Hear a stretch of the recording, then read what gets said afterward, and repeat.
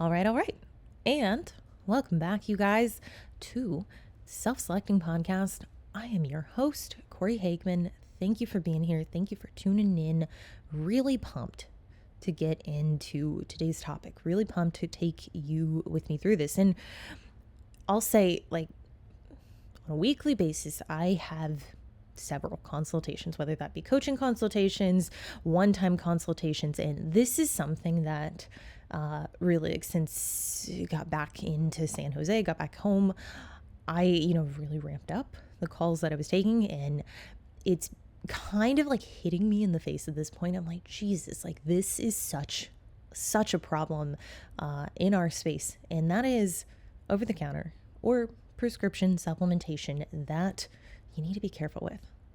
That's what we're talking about today. 7 supplements, 7 that I commonly see in the fitness space, in the recreational space, that people, I would say generally have easy access to, whether that be through a provider or whether that be through a non-prescription source. And within that, we just have to recognize that on the bodybuilding side and on the hobbyist side of the individuals who are just into fitness and they want to get that extra edge, certain supplements you can throw in and let's just talk niacin. That's one that I'm a big fan of. I love the effects of it. There are tons of benefits, both cardiovascularly. Regardless, that's one that you could throw in, you could have a bad experience with, but generally there's not. And when I say bad experience, I just mean it's not gonna be very pleasant unless you're like me and you're into the flush. And if you put it in place, there's no real repercussions. You just don't take it again. And that's one, same with beta alanine. It'll be an unpleasant experience, but the actual effects of it will be short-lived. And then hopefully you learn your lesson and you just don't use that supplement again. These supplements that we're going to cover today, these 7, they're ones that you have to take a pause before you put in place. And I think this real issue, the issue with why, people are so gung-ho on optimization and biohacking is, they hear a lot of influencers, a lot of platforms talking about it. It's very in vogue right now to optimize every part of your programming. And when it comes to nutrition, when it comes to fat loss, when it comes to building muscle, these are all things that inherently, sure, they might seem straightforward, but especially for individuals that are trying to get the most and they're trying to get everything that they can out of what they're doing faster. It's I don't blame you. You don't want to be patient. You don't want to wait. And certainly if everyone else is privy to taking something, especially, an over-the-counter supplement, if they have an advantage, then why wouldn't you want an advantage? So I think truly when it comes to supplements that offer hormonal support, this is something where we need to be cautious. Generally, I wouldn't say skeptical, but you just need to understand mechanistically what kind of support it's promising and determine truly whether or not that support is specific, if it's one-dimensional, if there are deleterious effects in, supporting your HPA or HPO access. There are a lot of products out right now that promise hormonal balance, hormonal restoration. If you go to Amazon, you can pretty much find any supplement to mitigate the symptom or the problem that you may or may not be having. And it doesn't help that these products, that these ones that promise restoration, and in that case, I'm more so talking about the individual who's I have a hormonal imbalance, or I'm having, poor thyroid function, so I'm looking for something to help get me back to normal. But then there's the other side of the coin where individuals are I'm pretty healthy to begin with. I feel pretty good generally. It's just that I want an edge because I don't know if the progress that I'm getting is fast enough. I don't know if there's something more I could be doing to see progress faster. And I'm going to spoil this for you. Without supplementation, without drugs, muscle building is going to be pretty slow for most people, and it's going to get slower the longer that you do it. Fat loss, that is going to be pretty straightforward.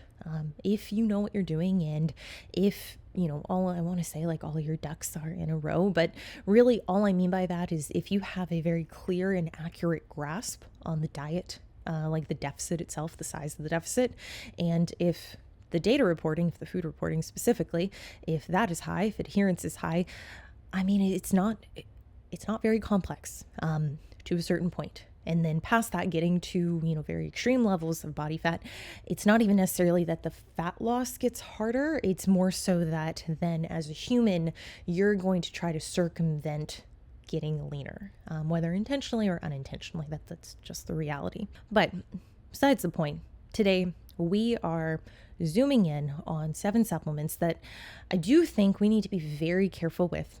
We need to be extremely careful if we are putting these in place without medical supervision or very loose medical supervision, meaning that your doctor just prescribes them and then doesn't really know when to get labs done again, doesn't really know, what things to look out for, because these 7 supplements objectively can cause a hormonal imbalance. And for the individual who's trying to correct that, well, it's like, seriously, okay, I came to you with a problem.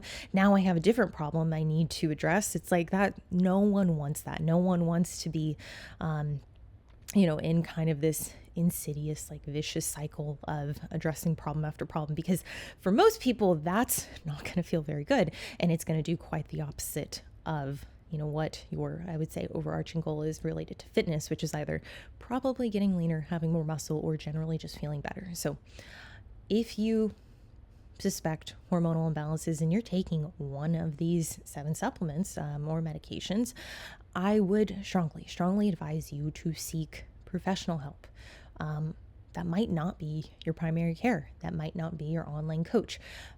But get in touch with someone. And even if you're just like, I think this is normal, you can leverage the comments to your discretion. If you want to drop it in and say hey, I'm taking this supplement, I'm taking number 3, and this started kind of around the same time that this happened, drop it in. I'll respond and give you my 2 cents, throw my hat in the ring. As always, this is not medical advice. I am not a licensed medical professional. It says RN pending in my bio because I completed nursing school. I just haven't taken my board, so not licensed. Also, even if I was, I can't prescribe. I can't give this kind of advice. So as always, entertainment, take it with a grain of salt. It's my 2 cents. But I'm hoping that with this video, my goal here really with this video is to just help you become a more informed listener, individual, athlete, competitor, fitness enthusiast, and give you something, kind of not necessarily a framework, but just a point of reference if you're taking one of these supplements.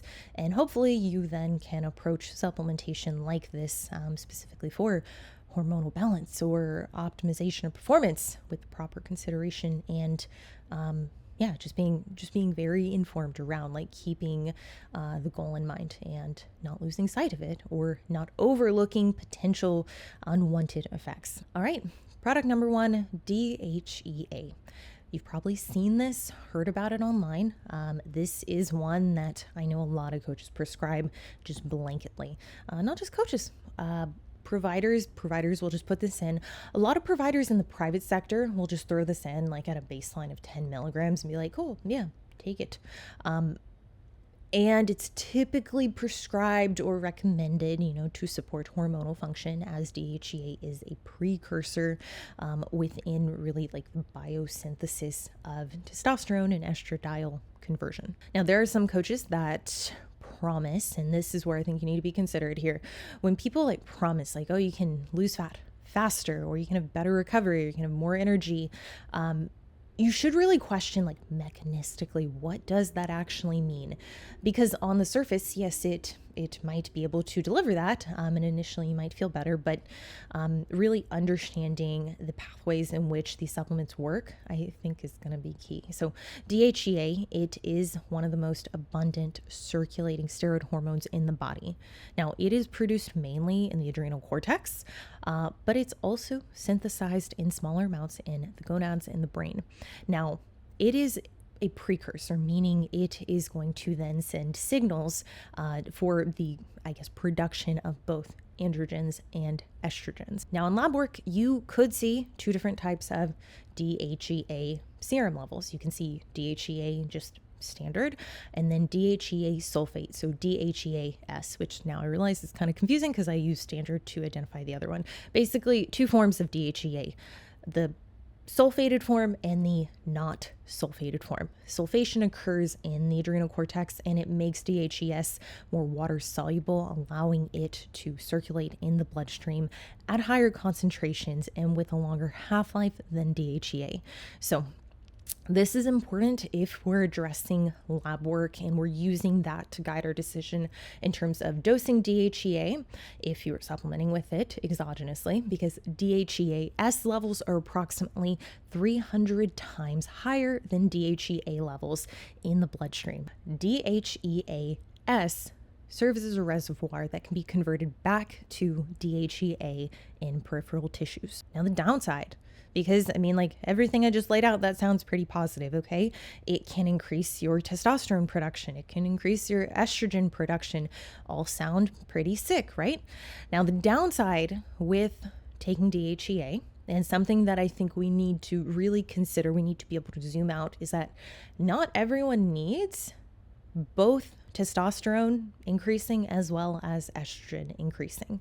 So on the testosterone side, there's some individuals who sit very adequately, let's say at a very, humble, natural level of 40 nanograms per deciliter.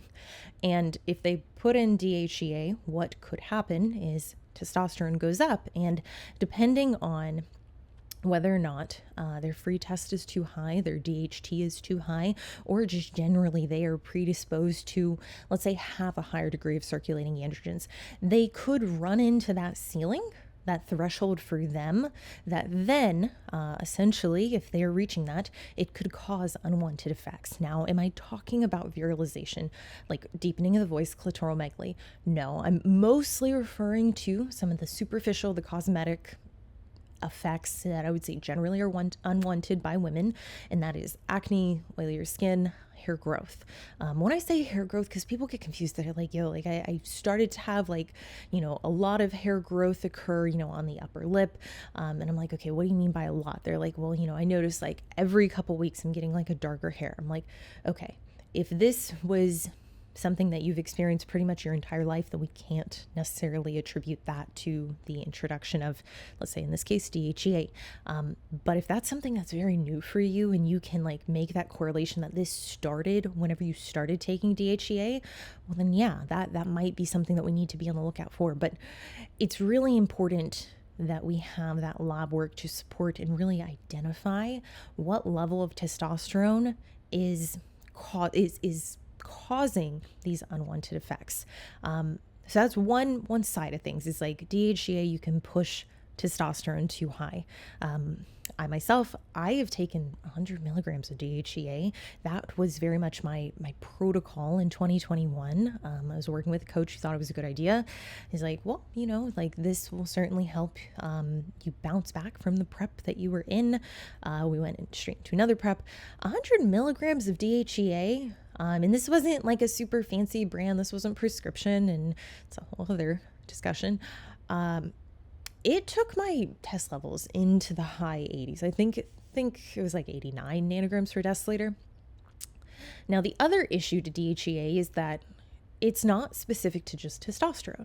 So I'm a case example of this, is that yes, it increased my testosterone significantly. I was at sub 15 nanograms per deciliter, so it took me very, very high, which was preferable. And looking back, I'm I think generally I was more inflamed, which I kind of attribute that to having more acne, because I remember during that prep I felt like I had not necessarily facial acne, but I had acne on my shoulders, and I was like, oh, this sucks. I want to be able to work out in sports bra. I'm kind of self-conscious about this.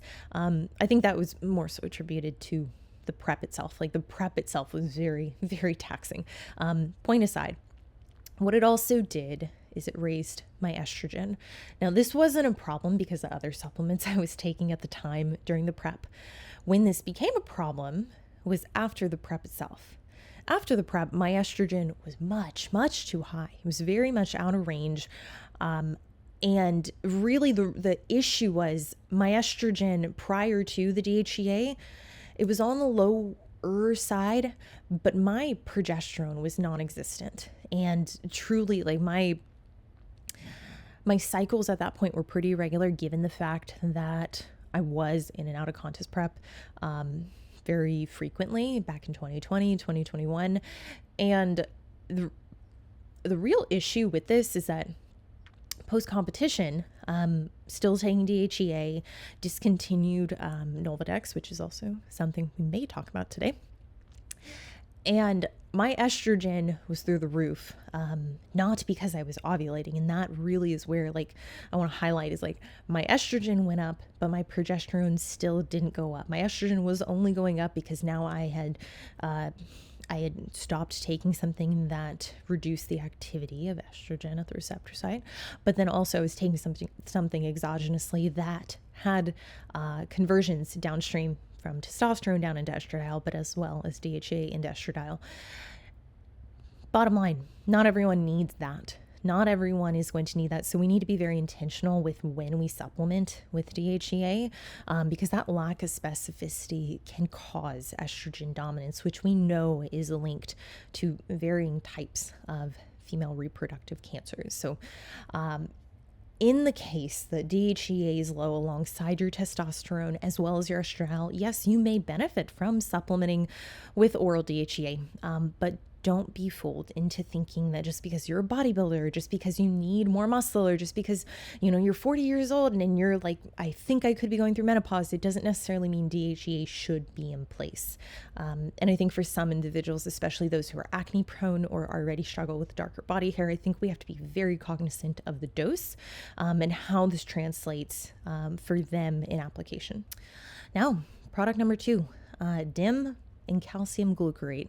And I know product number 2. Okay, well, you just said 2 products, Cory. Yeah, these are 2 products that often are touted for supporting estrogen metabolism, aka lowering excess estrogen. Now, DIM can help metabolize estrogen more effectively. It can help break it down into easier to excrete forms of estrogen, weaker forms of estrogen. That's a better way to say it.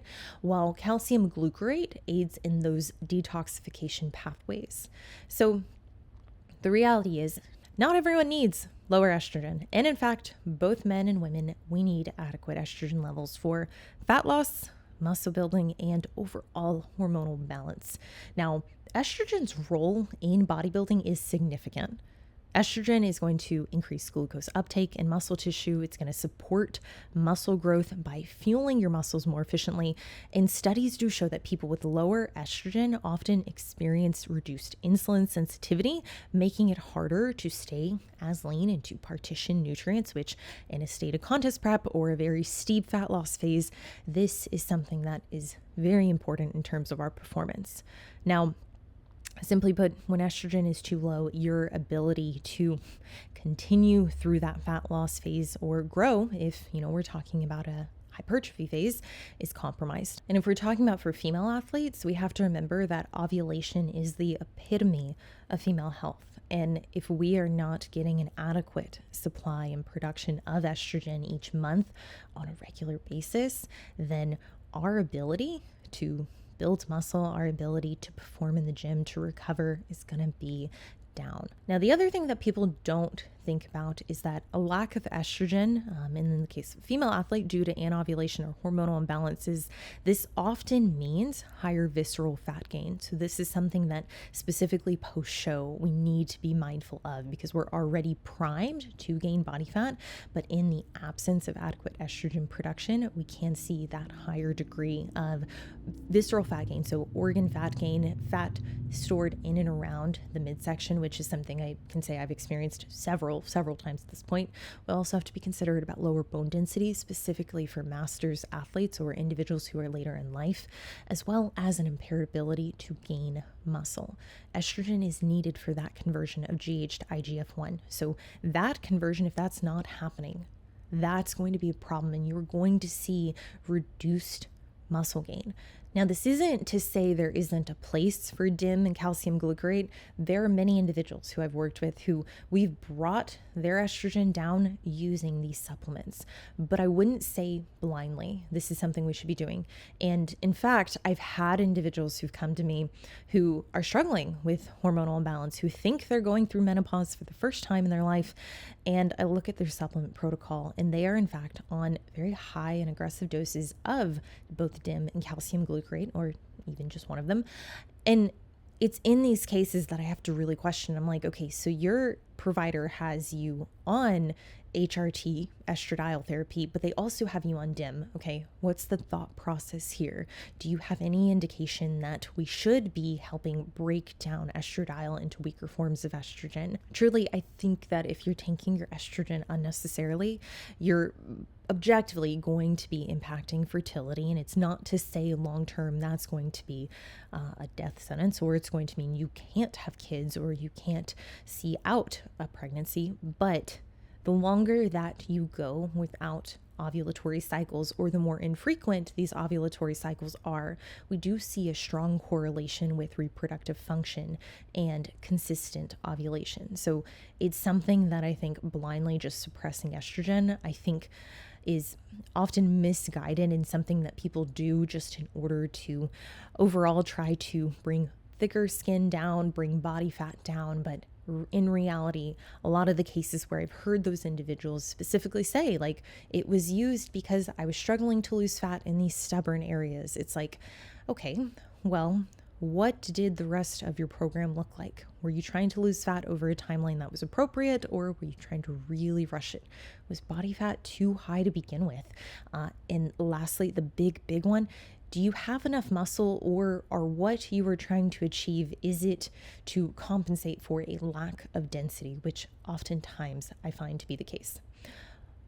Always confirm whether or not estradiol is truly high. Estradiol is the form of estrogen that I would look at predominantly, and then whether that high estrogen is a primary issue or a symptom of something else. And also, ladies, we need estradiol in balance with progesterone. So just because estradiol is within range relative to progesterone, if it is too high, we need to address that problem directly. Now, I wouldn't recommend just adding in DIM or calcium glucarate to your routine just because you think estrogen is bad, or just because you're noticing, I feel a little bloated or feel a little watery. 9 out of 10 times, it is body fat. It is very rare for people to be estrogen dominant. I'm not saying I haven't experienced that with several clients, but I would say across the board, the amount of women who think they're estrogen dominant versus those who are actually estrogen dominant is very surprising. And male listeners, I don't want to leave you out here. Over suppressing estrogen just blindly, which I don't typically see males use DIM and calcium glucarate. Typically, I'm seeing them use something much stronger, but over suppression of estradiol relative to your testosterone. So specifically for men who are on exogenous testosterone, we need to be really careful about that, because ultimately suppressing estradiol can put you in a position where you do experience erectile dysfunction. And if this is something that from a doctor you're just getting blindly telling you that, like, hey, because you're on testosterone, we need to have something in place to keep estrogen in check, it's like, okay, back up. First of all, why is testosterone reaching a point? Why are we escalating it to a point where now it's converting into excess estrogen? And do we have the ability to scale that dose back? All right. If you're a fan of my content, if you tune into Patreon, you probably could have guessed that this was going to make the list. Product number 3, that is SARMs. SARMs are selective androgen receptor modulators, and the uptick in popularity of SARMs without really understanding a risk profile has allowed them to be coined as really the ideal first exposure for the female PED user. Now, female PED user doesn't mean you have to compete, doesn't mean that you have to have entered menopause.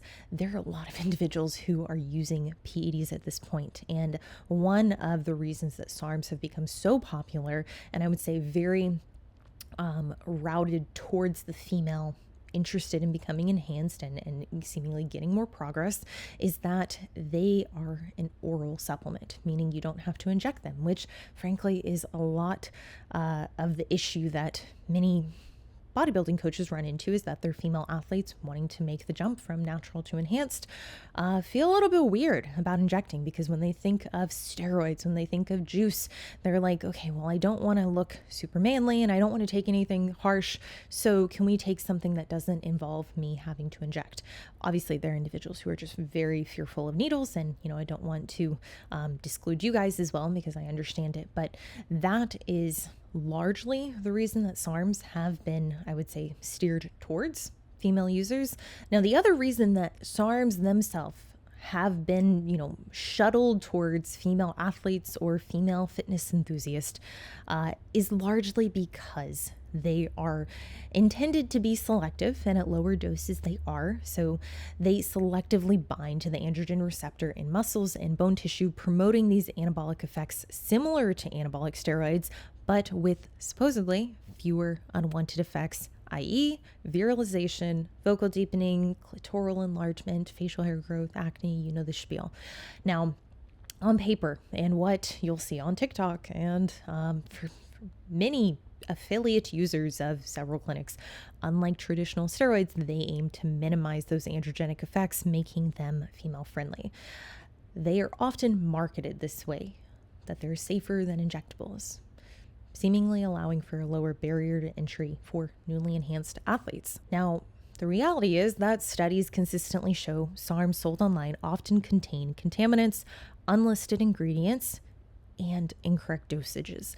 Many SARM supplements have harmful compounds, as well as, we'll just say, impurities that can pose serious health risk. So specifically, prohormones and anti-estrogens. Several athletes who've come to me have had severe lab alterations using SARMs. And I'll say, every athlete who's come to me who previously took SARMs, showed me their lab work, currently is taking SARMs, showing me their lab work, they all have really significant alterations in liver enzymes, several of which also experienced virilization. So those masculine side effects, those masculine unwanted effects, likely because the product was spiked with something that we would consider anabolic, or likely because the product itself was not what was listed. It was not actually ostarine. It had other compounds, it had other components that potentially were anabolic. So you have to understand, because SARMs are administered, they're taken orally, meaning that you can swallow them. SARMs are metabolized in the liver, and some have been linked to hepatotoxicity, so liver damage. Now, I will say, this is a hill I'm willing to die on. If we are going to consider whether or not something is safe or risky, we can't just look at these unwanted effects, the virilization. We have to look at systemically, what is the impact to the body?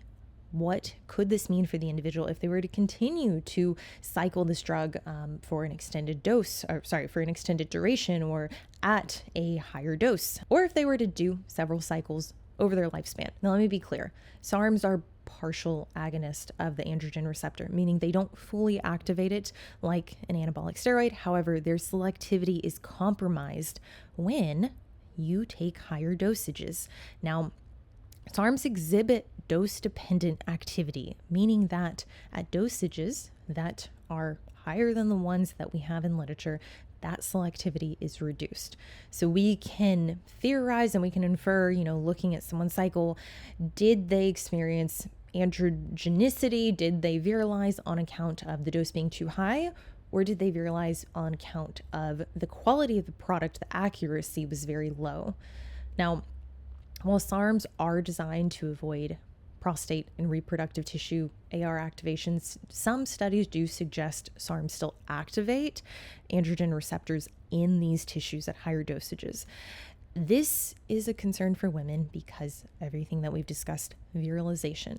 Now, my issue with SARMs, and really the thing that I see preventing me from considering using them, or the thing that in my mind is like, okay, that isn't a good option for me as an athlete who doesn't want to virilize, is the fact that the accuracy is very low.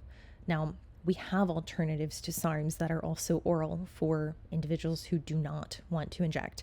Anavar. Anavar is a good option if SARMs, if we're going head to head SARMs versus Anavar, we're looking at something that is FDA approved. We're looking at something that we do know is potentially going to be very high accuracy, so potentially actually Anavar, and something that even at higher doses, from what I've seen and from what I've heard speaking with other coaches and athletes, does not pose the same risk of liver damage. What you have to understand is that there is little regulation over SARMs, and quality is all over the place.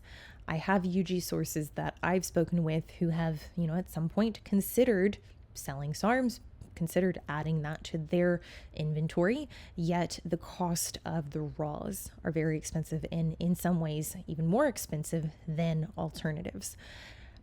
Truly, I think when we're considering this, we need to look at long-term human studies. It's not to say I won't eat my words and in 5 years SARMs will be better and maybe something that truly is female friendly, but right now I'm not sold on it. Product number 4, Anavar. This is one you probably could have guessed I was going to put on here. And the reason that it's on this list, because some of y'all are like, I can't get Anavar. What do you mean? This is easily accessible. We'll go into it. Anavar, for those who aren't familiar with it, it is known in female bodybuilding as one of the milder, potentially less virilizing, female-friendly steroids or PEDs. Anavar has a low androgenic to anabolic ratio around 1 to 10, meaning it promotes anabolism, so muscle growth, hypertrophy, with relatively less masculinizing effects. So virilizing effects, focal change, clitoral growth, acne, hair growth, compared to other anabolic steroids. Now, Anavar has been FDA approved for certain medical uses, unlike SARMs, which remain still investigational. Anavar can be easily obtained. It's something that I think with the prevalence of telehealth and a lot of private wellness clinics, it's often pitched as a safer choice for women. There are a lot of clinics who I know cater to bodybuilders, and it just comes down to the regulations put in place to what boxes really need to be checked in order for it to be okay for them to recommend Anavar and prescribe it, are just not very tight. They're not very high, or simply that clinic is not being regulated or closely watched. Now you have to understand, Anavar is not risk-free. Even though it does potentially pose less of a risk for virilization, the greater the dose and the longer that you use it for, the greater likelihood the user could experience these unwanted effects. Now, the other thing we have to consider is that Anavar can still suppress your reproductive function for both men and women. It can lead to virilization, so for women that is likely a concern if it's dosed improperly and if it's used for an extended duration. Now, people always ask, what if I run just the lowest dose? How long can I take it for without experiencing unwanted effects? It's hard to say. It's hard to give you something that's clear cut. It's hard to tell you that for 2.5 milligrams, you can run it for a total of X number of weeks, your total lifespan, and past this, your voice will start to drop. Now, I did just do a full episode on every question that I've been asked about Anavar in a very condensed format, on Patreon. And if that's something, if you're like, I want to know everything there is to know about Anavar, I would highly recommend that. That is on tier 3. Tier 3, you get 4 bonus episodes of the self-selecting podcast per month. Anyways, dose duration over your lifespan increases that chance of virilization. So what I'll say, I've used 2.5 for longer duration. I've used 5 milligrams. I have not virilized. I have not virilized using Anavar, and I'm very confident that it was actually Anavar. I will say going to 5 milligrams, that didn't make twice the difference that 2.5 did. And looking back, I'd probably be like, probably could have gotten away with 2.5 given it was used in a contest prep setting. It was used specifically to create a fuller look that was very temporary and fleeting. Now, a lot of people, they will really take to anecdote and referrals and they'll say my girlfriend took 10 milligrams for her entire prep and didn't experience any virilization. Was hers a better quality of Anavar, or did I do something wrong? Possibly, yes. And I would say generally, if you are going to source non-prescription, it is worth testing it. It is worth talking to other female athletes. If you're a female, or if you're male, talk to other male athletes. But understand the fact is like we can never be 100% sure. So that's where you need to have things in place that ultimately allow you to look and track any potential signs of virilization. Just remember that not every person has the same definition of femininity, and certain changes, they can go unnoticed or even undisclosed. So when we're talking about mild anabolics versus harsh anabolics, Anavar, yes, is on the safer side of the spectrum as opposed to Winstrol. Yes, sure, we can that's an easy reference point to make, which is also one that a lot of people, my girlfriend used it and didn't, whatever. So what do you need to know? Mild is relative.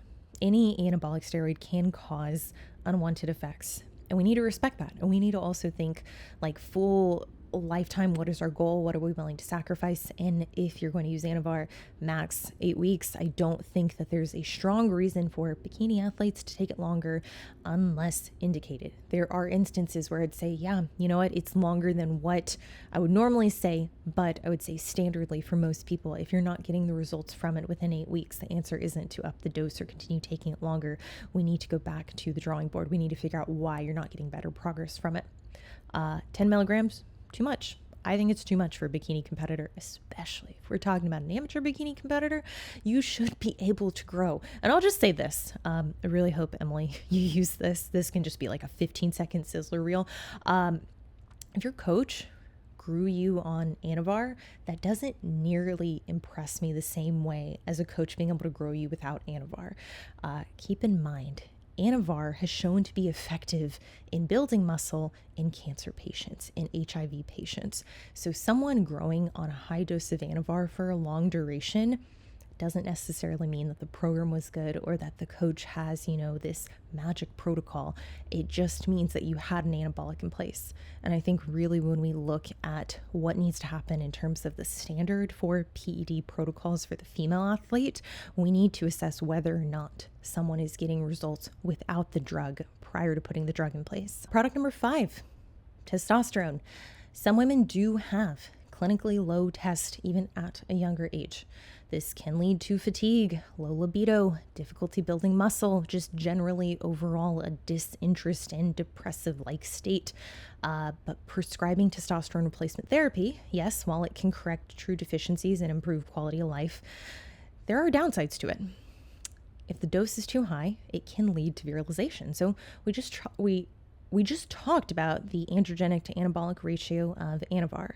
Now let's compare that for testosterone. Testosterone, much, much higher on the androgenic anabolic ratio. If you dose testosterone too high, it can lead to virilization. And testosterone is highly virilizing, and it's much more virilizing than Anavar, which is why it is crucial. Even though it is favorable in terms of a starting point for the female PED user, we still have to consider the fact it is a very narrow therapeutic index. This means that there's not a lot of room to make mistakes before shit changes. And even reversible effects, acne, oily skin, hair growth, hair loss, these can become excessive, and I would even go as far to say is permanent if we're talking about hair loss, so we're talking about acne scarring. Now, many providers or patients themselves who are, following a protocol, self-coached, fail to monitor peak testosterone values. We need to see what is the highest point testosterone levels are reaching.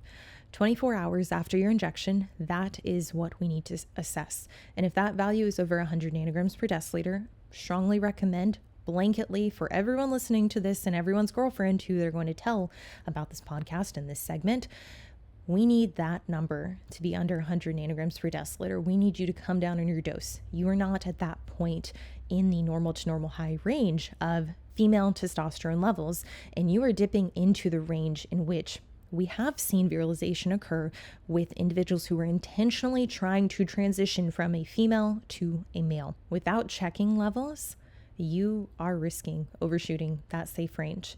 And if you are going with a different route, whether that be cream, whether that be a pellet, you have to understand that the means in which you can measure these levels in lab work is going to be very poor for a cream or a patch, let's say.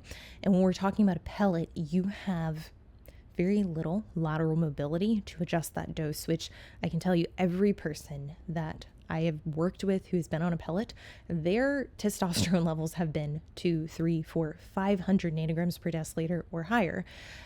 That's a problem. That's a problem, especially if virilization is a concern for you. Final thoughts: you can't just go off qualitative data. You can't go off the subjective. You can't go off how good libido feels, how good your workouts are.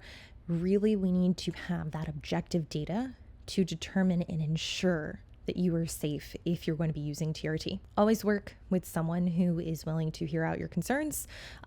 Bring this information to them. If you're working with a provider that you like and you're like, hey, I don't think we've checked labs since starting TRT, and I know we went up on dose and then you just told me to come back in 3 to 6 months. That's not good enough. It's not good enough, and you're not protecting yourself. You're not being protected by your provider, and that is an issue. Product number 6, hormonal birth control. This is one you're probably like, Cory, I also can't get that over the counter unless you go to Mexico. Don't recommend that. So why do people use hormonal birth control? And birth control refers to any method used to prevent pregnancy. So there are, I would say, like standard medical health benefits in which it's prescribed typically from your primary care. We're looking at PCOS, menstrual dysfunction, acne, endometriosis, PMS relief. These are all reasons in which I've had individuals come to me and say, I've been on birth control my entire life since I, had, my first few periods. And it's always something that I've just had in place on account of it worked. It helped me resolve the initial issue. So the hormonal methods, there's several kinds you can look at, and typically they contain one or both of a synthetic form of estrogen and progestin, or just progestin only. So we can look at a combined pill that is both. We can look at a mini pill that is just progestin. We can look at a NuvaRing, a patch, an implant, an injection, a hormonal IUD. Now, more often than not, I see these prescribed for cycle regulation and acne control. This is not taking into account what it does to your other hormones. And ultimately, I think, and what I've seen just doing what I do, is that this tends to lead to several problems downstream. Now, why is this? It's the fact that hormonal birth control, it achieves its effect of preventing pregnancy by suppressing these natural production of hormones, leading to an ovulatory cycle. So what are the issues with hormonal birth control? So we can go like tier by tier, but hormonally, synthetic hormones, which is what's used in hormonal birth control, those are not the same as bioidentical or natural hormones.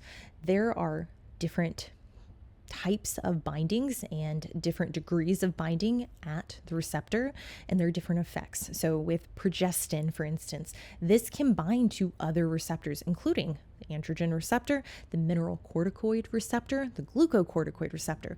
What does this translate to in real life? Probably increased water retention, increased cortisol, which for individuals who are focused and really concerned about muscle loss, this can lead to catabolism, elevated oxidative stress, increased insulin resistance, leading to poor nutrient partitioning. Now, when we look at testosterone and muscle growth, all hormonal birth controls lower testosterone levels. This is going to have a cascade of effects. It's going to impact your ability to grow, your ability to actually build muscle. It's going to impact your strength. It's going to impact your recovery. It's going to impact your fat loss. Now, we do see that oral birth control reduces testosterone and DHEA by up to 50%.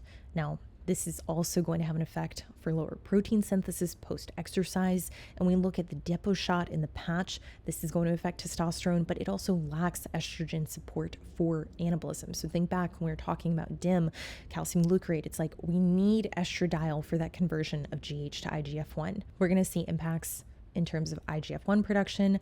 The liver is then going to produce TBG. This can alter metabolism. There's going to be a reduction in slow wave sleep compared to non-birth control users.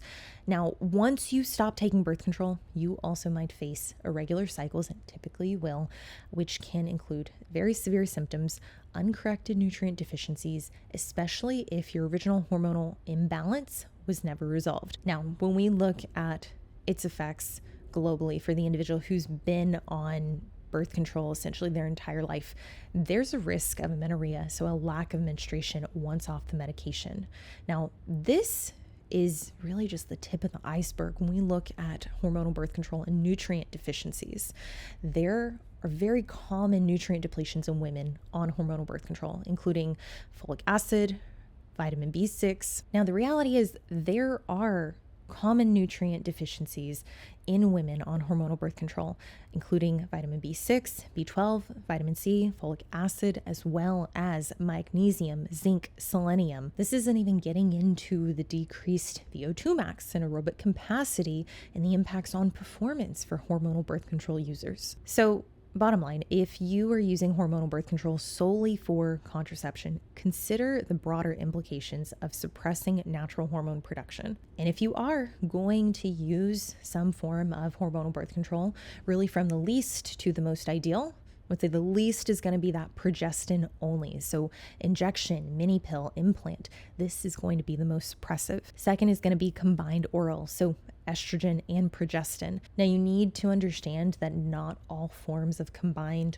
oral birth control are going to have the same effects at the androgen receptor site. Number 3 is going to be the hormonal IUD. So the Mirena, the Kyleena, and although these pose the idea that they allow ovulation and they're going to be arguably the least systemically impacting, it's still something that we have to consider is that when you have secretion of an exogenous, in this case, even though it's internal, it still is an exogenous hormone and it's a synthetic hormone, as much as we want to say that those effects are limited to just the uterus, we can't guarantee that. And with a lot of individuals, they do see that those effects become systemic.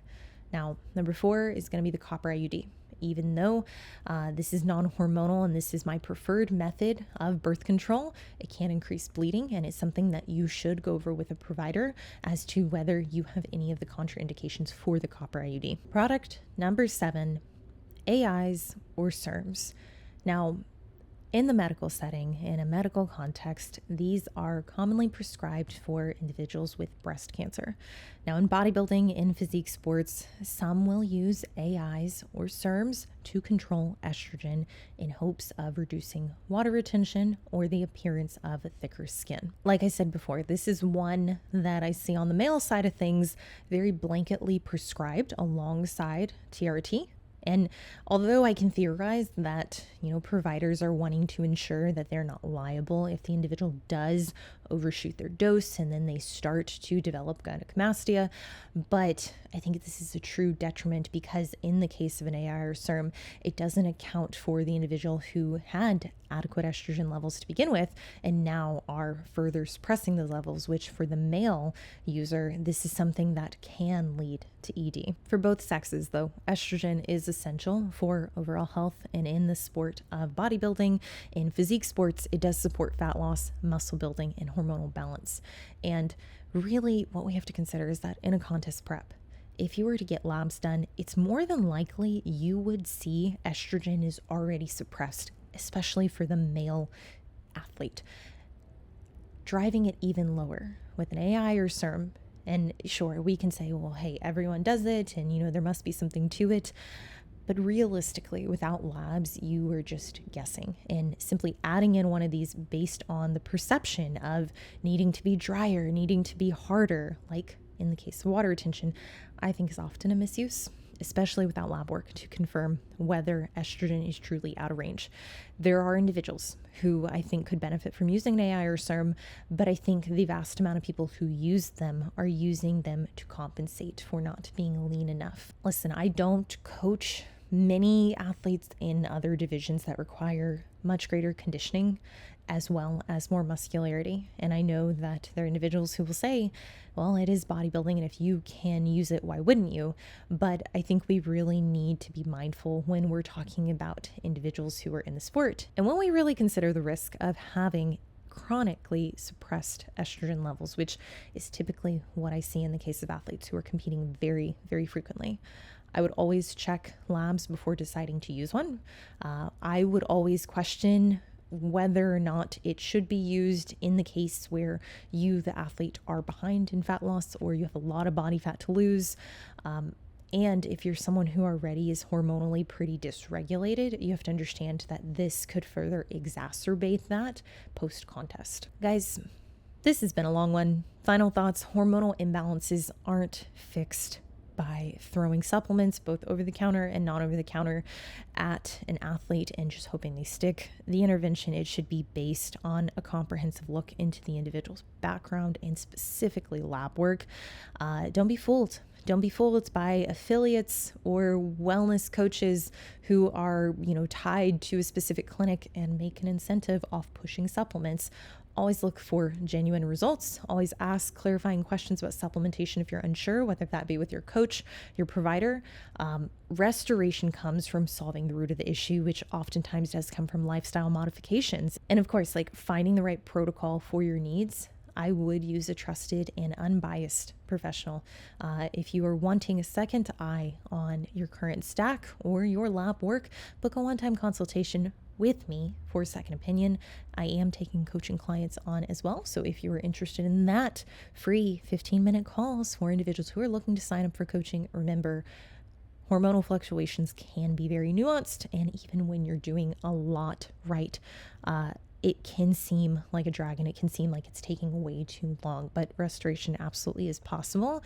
And it typically requires someone working with you hands-on, not just prescribing and dipping. Good luck. Keep your hormones healthy. As always, I will see you in the next one.